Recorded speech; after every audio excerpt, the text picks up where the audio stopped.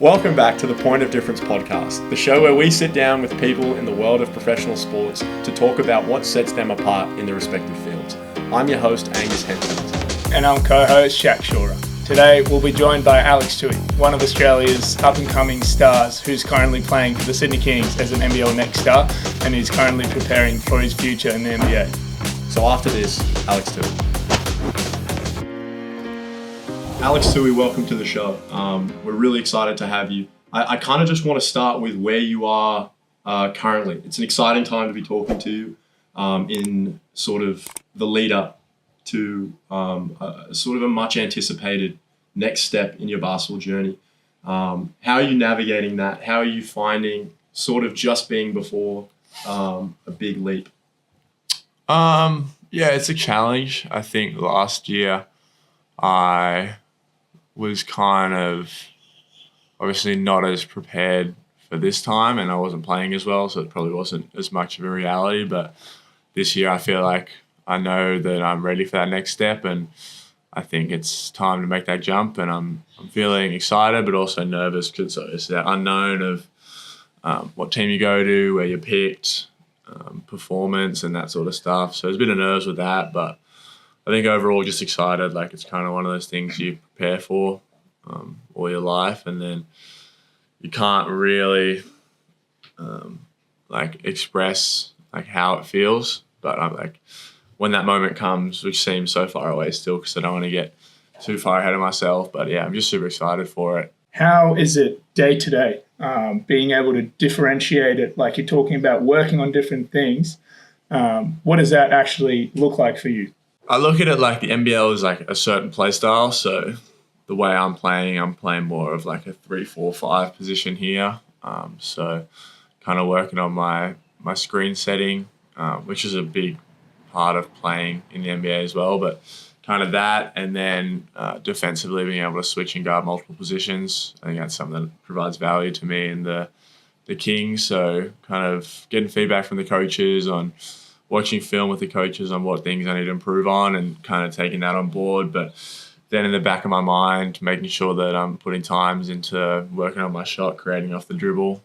It's a big factor at the next level. And the better bodies, the more elite athletes, means it's more important that you can find ways to get your shot off and finish around the rim. So making sure that I'm ready to kind of play against that next level, but also no matter what you work on, it's always going to translate. No matter what skill you work on, it'll translate to any level, but there are probably just some areas that probably don't have the freedom to work on currently, and in the game it's probably not the best shot for us to shoot, but making sure that I'm still working on that, and then when the time comes, it will eventually be a good shot to shoot and that sort of thing. So yeah, I think just that balance of kind of working on the now, but also having that big picture of where I want to be and the skills I need to work on to get there. How do you manage to stay relatively grounded with so much excitement and anticipation about sort of the short-term and long-term future?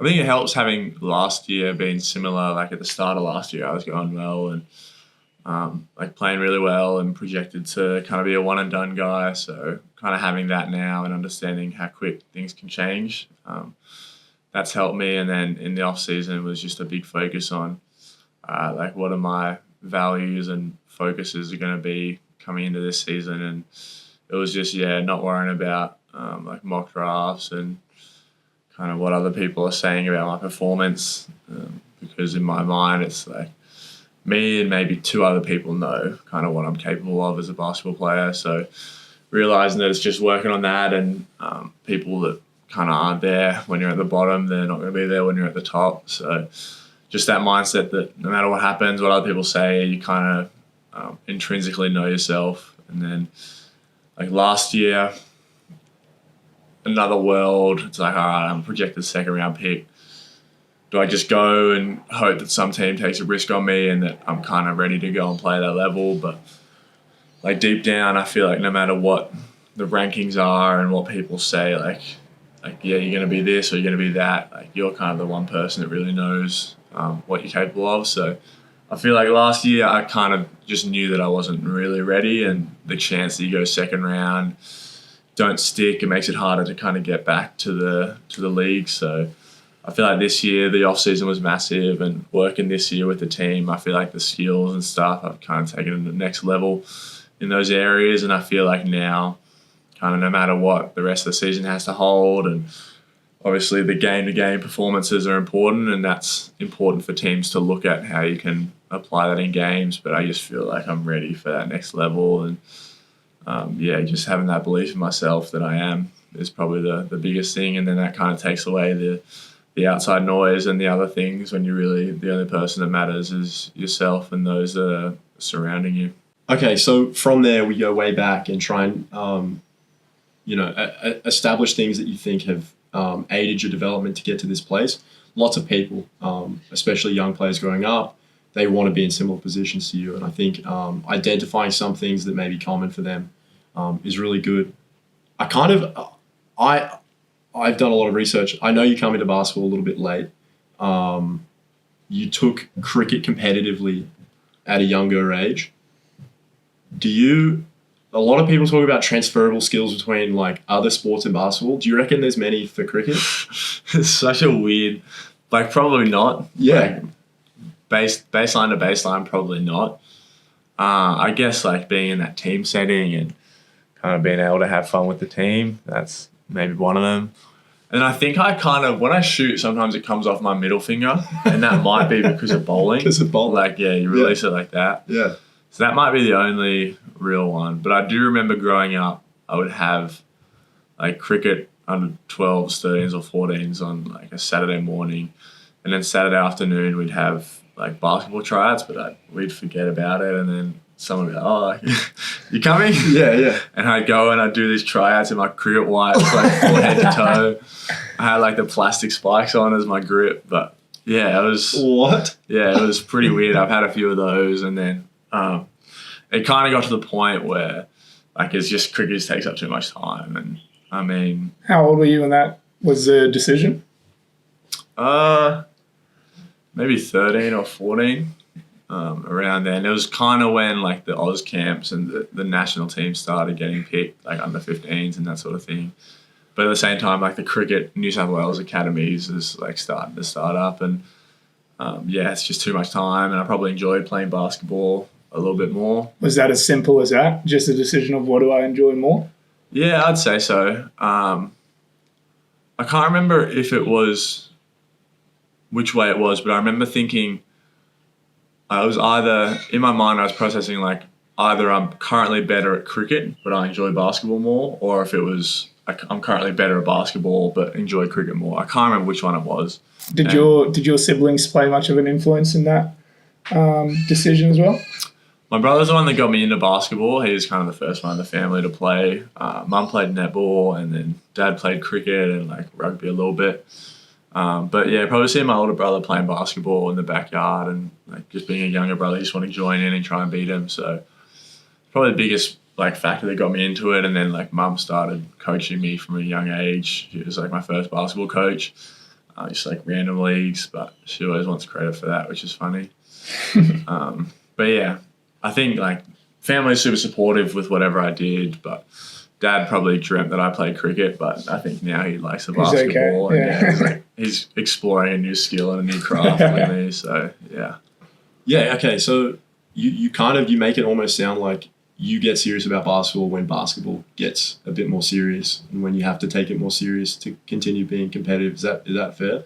Yeah, I think one thing that I did enjoy about playing both is that I'd go and play cricket for 4 hours in the morning, and then I'd have a game that night, and I'd go and completely switch off, and it'd just be so much fun just playing with my friends. So kind of having that release is something that I definitely thought about for a while. And I think that's definitely where I started to fall in love with basketball, is because I could completely just flip a switch and forget about it because I had something else to do. So I like that part of it. And then later on, when it's more important, there's a bit of, it's not it's a drag, but sometimes you get the novelties taken away. It's just you're so used to playing basketball that it's kind of hard to get that spark you used to have as a kid. But I think as a professional that happens, and then it's just about finding that passion and kind of going back to your roots and where your love of the game came from. So moving on from that to you mentioned the 15s and all of that. Talk us through, I guess, the 15s team, the COE experience, that kind of a couple of years there of development, and like worth noting in Canberra for you being from there, what like that probably was very good compared to these other kids that have to drop everything wherever they are in Australia and move to the centre of excellence, to the AIS. What was that like? It was great. My older brother plays in Canberra, and he was kind of around it, I guess. Like, he was coming to training sometimes, and sometimes I'd go out and see him and see like Jack White and Glover and those guys at training, and I just thought, like, this is the best thing ever. Like, oh man, this is my dream to get here. And then a few years down the track, I went to Marist, the school in Canberra, and one of the teachers, Mr. Barclay, would always open up like the court in the morning. So like 2 years straight, every morning I'd just go down and just shoot with my brother and kind of play basketball basically, and got pretty good with that. And then, yeah, the invites they were called ADCs back then, now like the NPC, the National Performance Camps.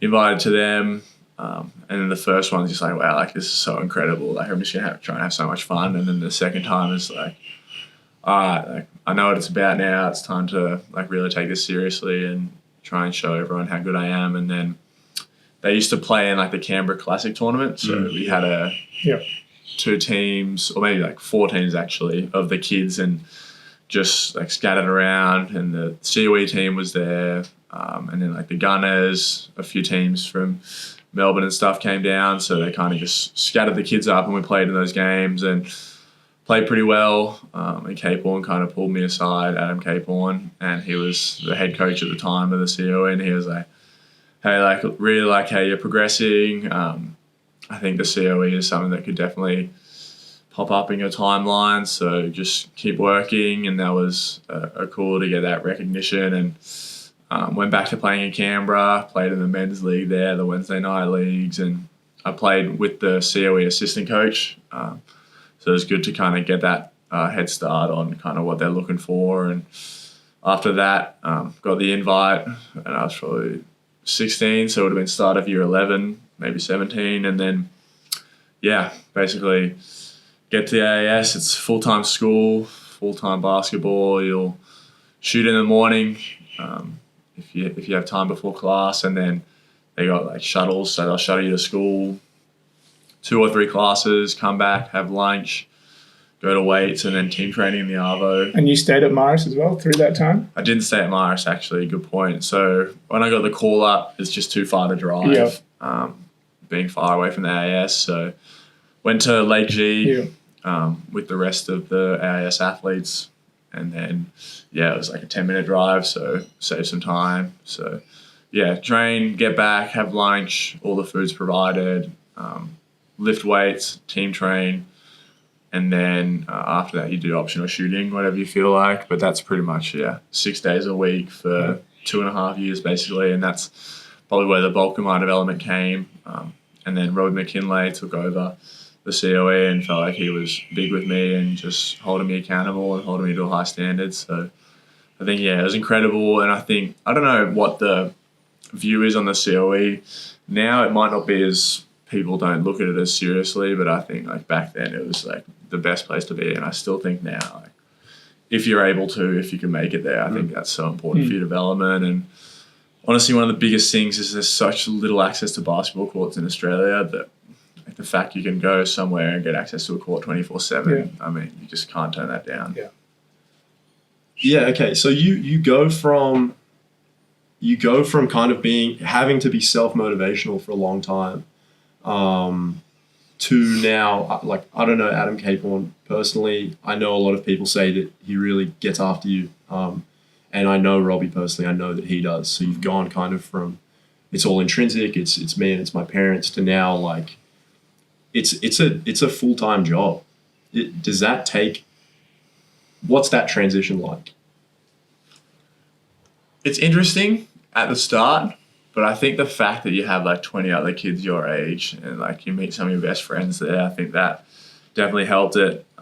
You kind of get yelled at training and you come back and be like, oh man, Robbie was going at me today, and then your teammates be like, yeah man, like, oh, he's on one today. So I think like that's the thing about being a team sport is it's not like the tennis where it's kind of just you. So I think kind of having that outlet with the teammates, and I mean, it was probably the best time of my life. Those 2 years, you live with 5 of your best friends, play basketball. It's basically, a dream come true. So that part of it was easy, but the coaching is unbelievable. I think it's the best coaching you can get at that level in Australia, but it is full on. Like, there are kids that kind of just can't hack the feedback and the honesty and the criticism. So I think my parents were kind of strict, but they were always big on, like, if I, like, got a tech or if I flicked out on the court, like, I'd cop it on the way home. Like, my parents just would not tolerate any bad behavior. They didn't care how I played, but as long as I was, like, respectful and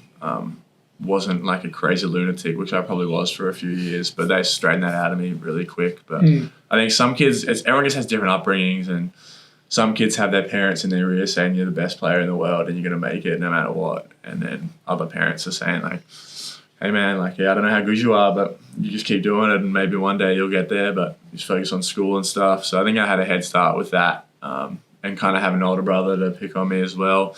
Kind of got used to it, but it is full on. But I think it's full on to test you as well. Like, you got to make sure you can get through those tough times. And I think now having that under my belt, I feel like any coach I go at, I'm probably not going to get yelled at as much. But it's yelled at from a place of love. Caring. Like, when I get yelled at, I play so much better. Yeah. So, picking on that friendships that you mentioned, because I mean, you're a really good product for the COE. Like, when you came in, were there any particular players that kind of like took you under their wing? And then I remember watching you play in like your back end of your time there, and you were the leader. Like, what was that transition like, going from, like, you know, being mentored by some of the guys to then being the mentor?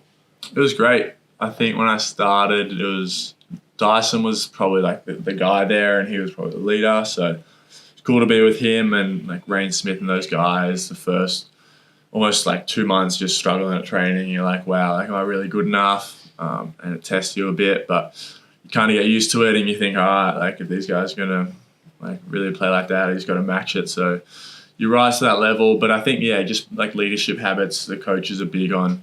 Like, they have like a leader of the group, and they have like a tie that's been passed down for a long time, and that's like the leader guy. So Dyson was that guy, and just the way that he kind of carried himself, and the coaches make sure it's not like you just go lead, like they'll help you out. And I think they definitely instilled some good stuff in Dyson. I got to see that. So from there, it went on to Proctor for a little bit, and then he left, and then I took it. So I think, just seeing those guys before me, and you kind of pick up on things as one of those younger guys, things that kind of like, I like that about Dyson, like, I didn't love that about Proc, like that sort of stuff about that leadership. So you kind of pick up things like that, and then from there you kind of think, all right, like, you're dealing with different guys as a leader, it's probably easier to get to them. Kind of, some people just need that motivation, you got to give them a little rev up, but some just need understanding, you just got to talk to people. So I think just that understanding of how to try and be a leader, and it's obviously an ever-changing thing, your leadership style. So I think it's, just try and keep learning. Yeah. Who is your all-time starting five of teammates? Like, straight basketball? No, like favorite teammates. Like, say cricket or something. Like, you got to tell me who you don't like, and then tell me who you like, please. I hate playing the four-man. You're not on the team. You're not in it. Good. So this is just like, hey, PSA. Okay. I hate playing the ball. In case anyone. I love my Kings teammates, but I think it's just different. Like, pro environment, I've been with these guys maybe 2 years, so I'm just gonna, as a symbol of solitude to everyone, I'm just not gonna pick anyone. Don't pick anyone. All right. Okay, I'm not gonna go in order, but I'm just gonna say their position. Okay. Yeah. Shooting guard, Ben Henschel. Really? You're laughing at my brother. Look, I know you're very fond of Ben. Oh, man. You laugh at him more than me. No. Oh, man. Oh, he's unbelievable. I was his roommate. And he'd literally like fall asleep scrolling through TikTok. What? The sound playing. Him, Ben Henschel, Alice Condon. Oh, man. I used to make fun of those guys so much because they're all from Perth, and I was so jealous because it was just me and Bo and Beatty from Canberra. But yeah, those two, Rory Hawke, Josh Dent. So I've got like 4 positions locked. Yeah. So I need a power forward or a centre. Yeah. Do you know who Jensen Bradkey is? I do know who Jensen Bradkey is. Who is it? Yeah. You seen Prince Charming? What are you like? You seen Shrek? Yo! He's like Lord Farquaad. Oh, yeah. Prince Charming, a combo. Oh, he's both? Yeah. Okay. Okay, all right. So, so from that, I think sort of the next part is the sort of entering then from there to the next step, which is college, and then opting out of that and coming to the Kings. Now, I know that before your mind was made up of what you were going to do in the first place, you were going around and you came to one of our practices. And I remember Chase definitively being like, this guy's really good. You've got to do what you can to get him involved with the team. And so, you know, that was always a goal for the Kings. From your point of view, again, I've heard you speak about it before, but I'm just interested to hear sort of what that thought process was, even just the commitment in the first place. Yeah. So coming out of AIS, and the next step is either college or professional. And Giddy had just done it professional. Dyson just went to the Ignite. So you kind of see the different options. And I feel like before that, it was typically straight college. And there wasn't really NIL. NIL was starting to just come around. So I was probably 2 days away from committing to Davidson College. You know what that is? Yeah. Where Steph Curry went. So probably 2 days away from committing there. Spoke to Robbie. I said, hey, Robbie, like I think I'm looking at Davidson. And he's like sure. We got this tournament coming up in America. Just wait and see. Just wait and see what happens with that. So go to America, go to Atlanta, play really well. All these schools, Duke, Michigan, Villanova, Gonzaga, all these schools reach out, and I'm kind of like, oh, like, Jeez. yeah, this is crazy. Like, yeah, okay, Robbie, you're probably right. So then it's a long process, which people can make quickly. People can take their time. I probably took my time and tried to get information and did visits, visited Davidson, visited Villanova, Michigan, and Gonzaga, committed to Gonzaga. Was happy, was excited with the role that I was going to play, and I probably committed pretty early in the piece. So there's probably like maybe 9 months before I was supposed to go over, which can be a good thing, can be a bad thing, but closer to the deadline of kind of going over and playing for them, they kind of just, I think they got me and then kind of stopped watching. And I think sometimes with the colleges, like one offer kind of sparked 100 more. And I think that's where, like, I think that's part of the reason why people tweet their offers, is because when one, they're like, oh, Duke offered, like, it's like a domino. Yeah. And I didn't do any of that. I was just like, I don't really care. It's whatever. So then, yeah, I think they probably offered, and they thought, oh, this guy's pretty good. Close to the deadline, the role they kind of saw me playing probably shifted a bit.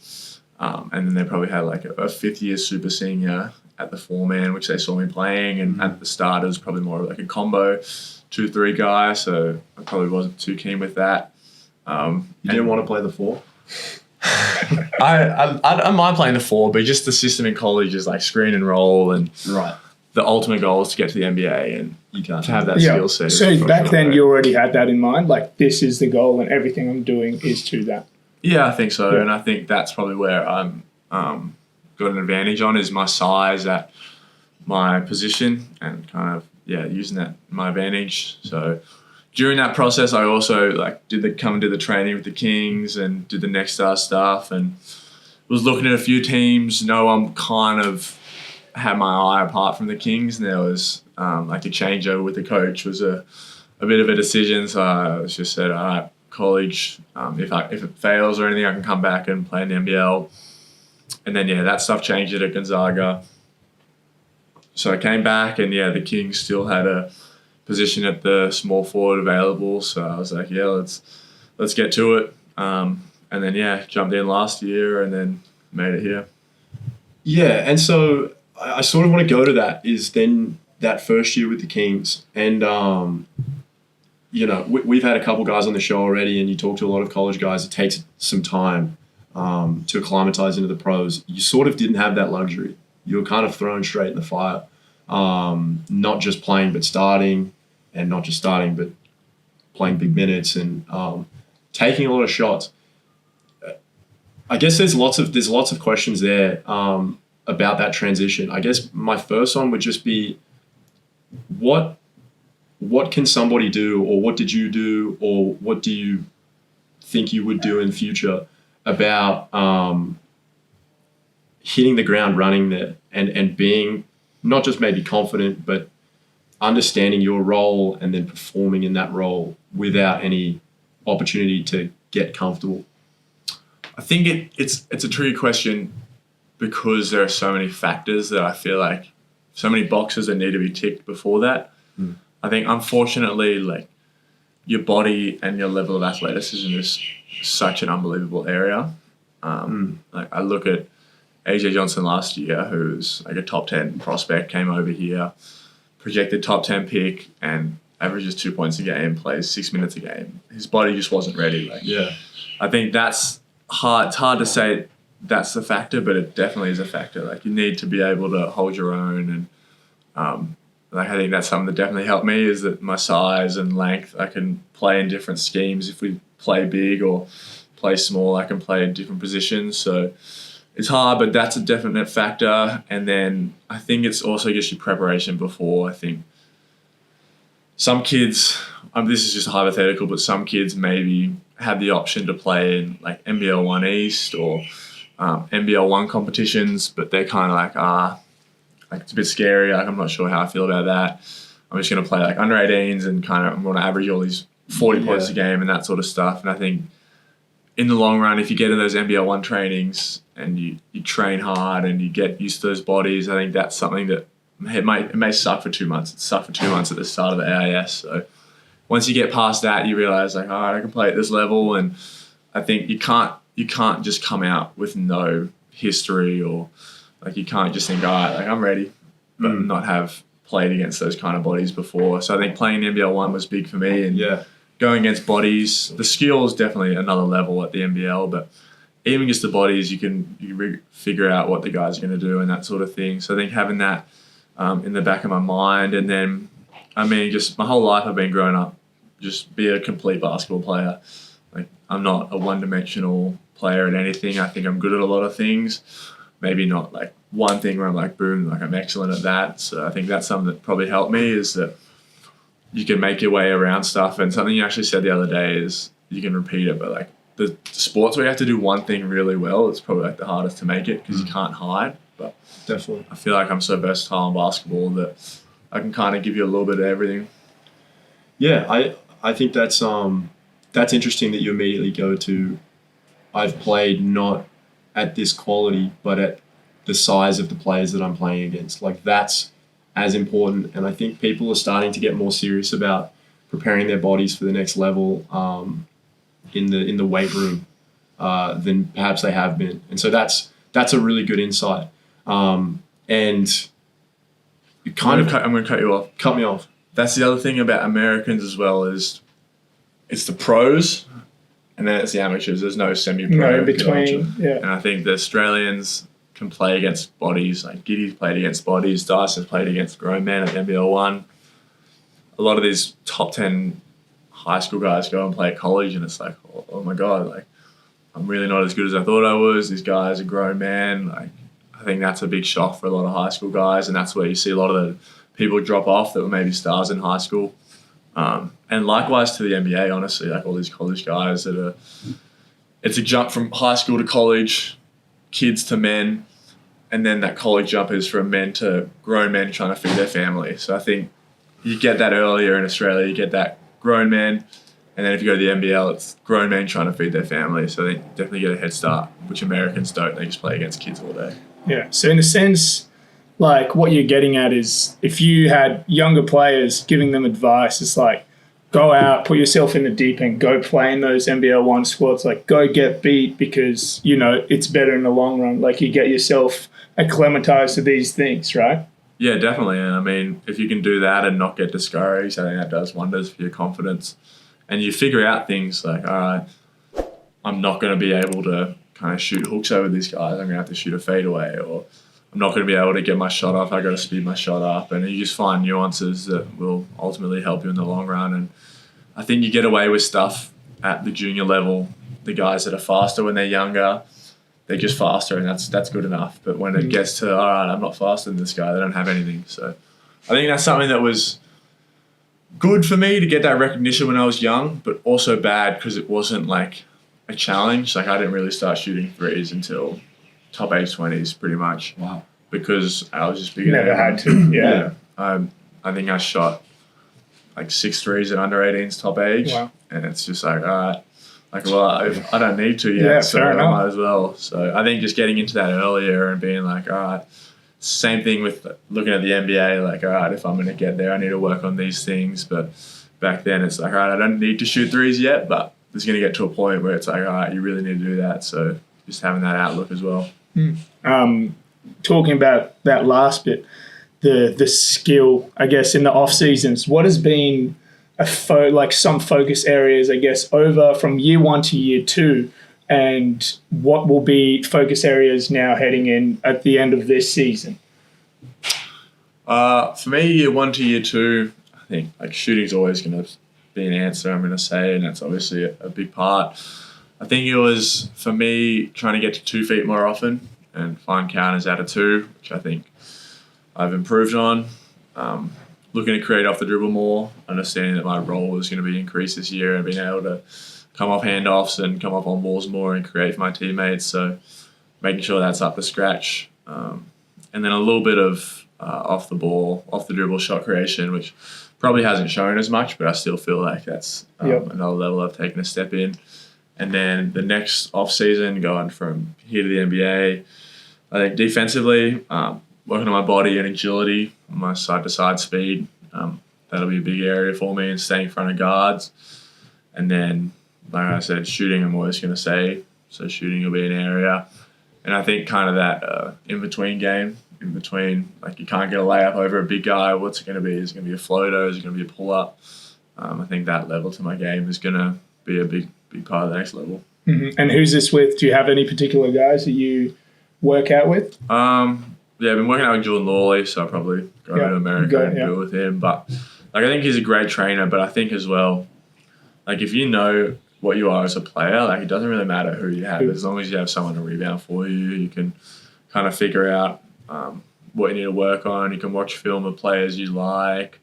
You can watch film of other players in your team that are playing well. Like there's so much ways you can just be curious and kind of figure out for yourself what you need and what you need to work on. So I think that's the cool thing about basketball, is maybe it's not so much mechanics. Like so many guys have different shot techniques that if you just work on your shot enough, it doesn't really matter if you get the results. So it's probably more of just a feel and kind of understanding what you need to work on.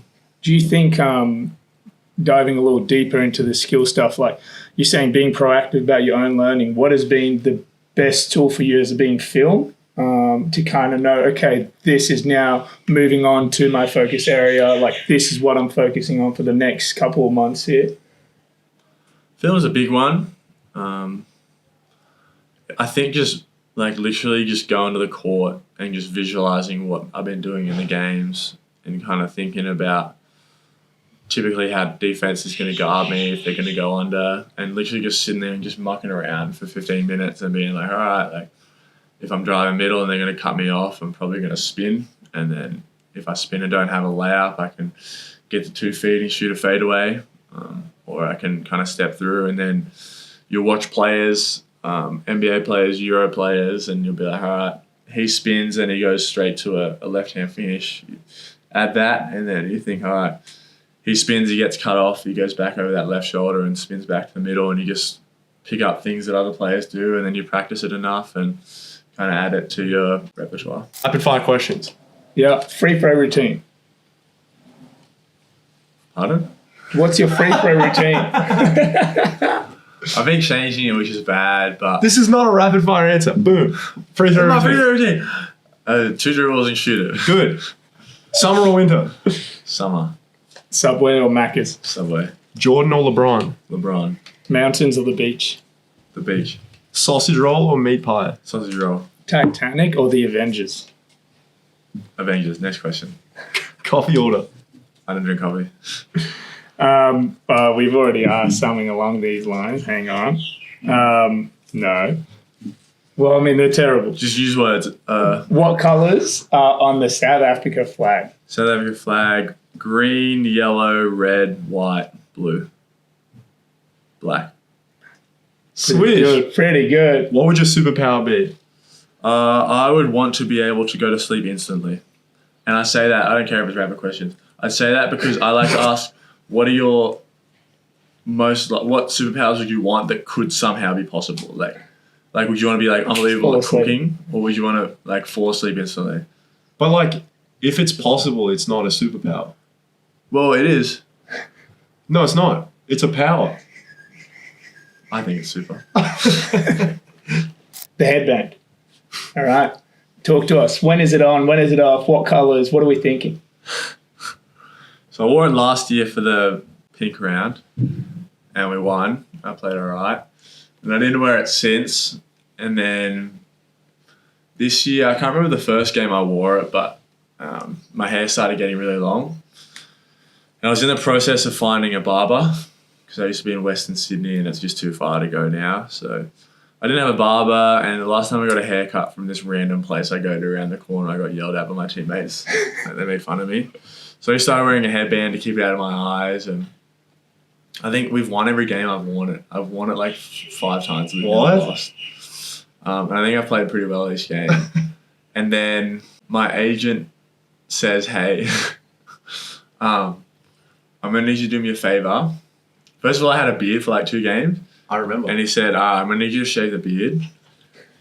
You need to look as young as possible for these NBA scouts, just some intrinsic look, like something that matters. And then shave my beard, keep the headband. 3 games later, we win. And then he says, hey, I'm going to need the headband to go as well. Oh, no. I'm going to need you to keep this clean cut Australian look. I need you to... I know how these scouts think, and it's not helping. That's nuts. So your agent is kneecapping our season because you can't lose when we have the headband. I'm thinking about it for the next ones. But yeah. Wow, I did not expect that to be the response. So I'm glad I asked. My brother wears one in Canberra in the That's Gunners, but he has like his hair's going a little bit, so he wears it, I think, for that. But he said, yeah, like once I started wearing it, it kind of just like It's part of it it. was my thing, and like it's helped me ever since. So maybe the next game is the day I bring it back. Yeah, please do. And you know, it's funny that like it actually just being a practical, like it keep it out of my eyes is the answer. I guess mine, unfortunately, a little bit more serious, but not really. It's sort of a guy at your size to play in the NBA, you have to be a bit more versatile. And it's not exactly like you've decided at some point to become versatile late in your career. You've kind of always played that way. Like you've always put the ball on the floor, and it would have been a lot easier to have just been a screener and a roller, like you were saying you didn't want to be. Conscious decision, unconscious decision, just kind of the way that your game works, or did you decide at a young age you needed to be that type of player? Conscious, I think, like parents just wanted us to be multifaceted kids and do different things and enjoy different subjects at school. So I just brought that into basketball, and there's so many different aspects to it. And I just, I feel like I like working on different stuff and keeps it fresh and keeps it enjoyable.